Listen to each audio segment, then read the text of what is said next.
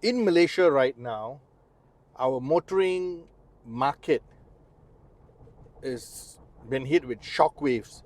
I'll use the word shock waves because there's a sudden surge in new Chinese car brands coming in. When I say Chinese, I'm talking about made in China.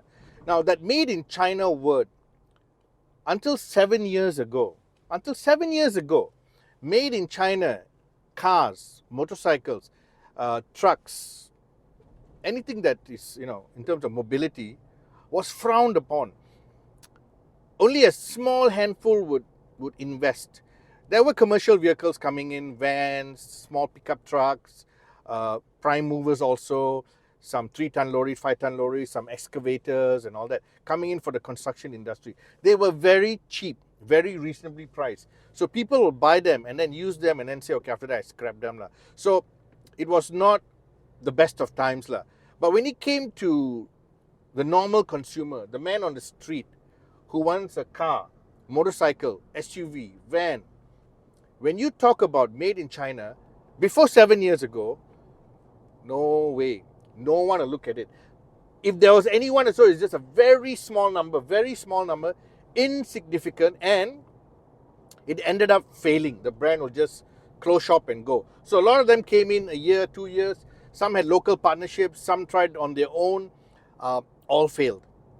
But 7 years ago, why I keep saying 7 years ago? Because 7 years ago, our national car company, Proton, sold 59% to Geely.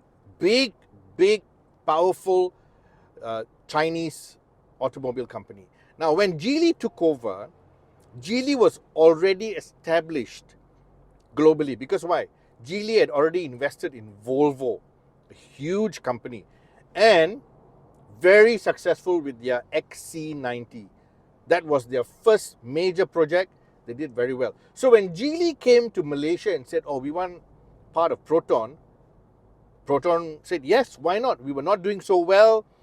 We lacked partnership, we lacked enthusiasm, new products were not happening, but there was a lot of loyalty for Proton. But with Geely coming in, boom, they brought in a car called the X70. That X70 changed the entire landscape. Why?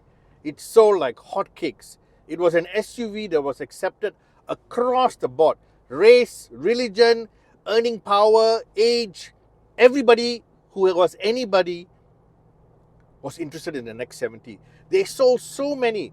In fact, they sold so many that the competition from Japan was like, whoa, what's happening here? And then they brought in the X50, another fantastic selling product. And then now they got the X90 and the S70 sedan. But it was the X70 7 years ago that changed the whole mindset for made in China vehicles in Malaysia. Now, Geely enjoyed fantastic sales. Proton enjoyed fantastic sales. There was a rebirth of the brand as such. New dealers opened up.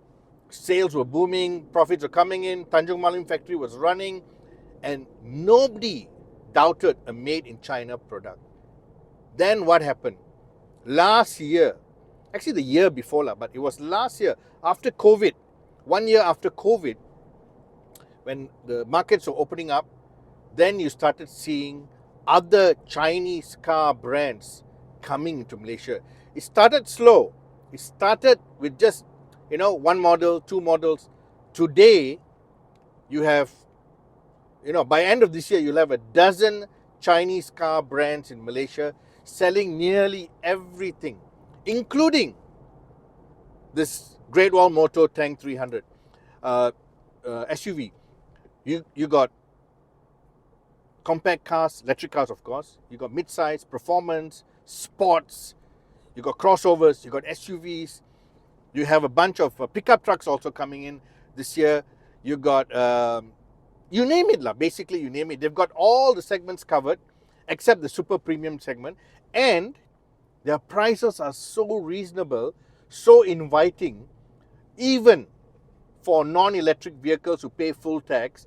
Their prices are so inviting that Malaysians are willing to, not all, but some Malaysians are willing to say, I don't need a premium European product anymore. I'll buy something made in China. And that's the big shocker, because it's like someone coming telling you, I don't want an Italian designer handbag, I'll buy something that's made in China. I don't want a Swiss premium wristwatch, I'll buy something made in China. And this change in attitude for made in China vehicles is going to continue, because these brands have set up factories, spent millions. Some of them even have gone as far as saying we're going to spend $1 billion. Not one. Two of them have already committed $1 billion ringgit in factories, dealerships, product, and more.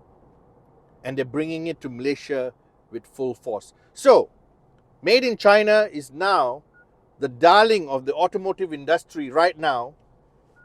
And this is going to get very interesting in the following years.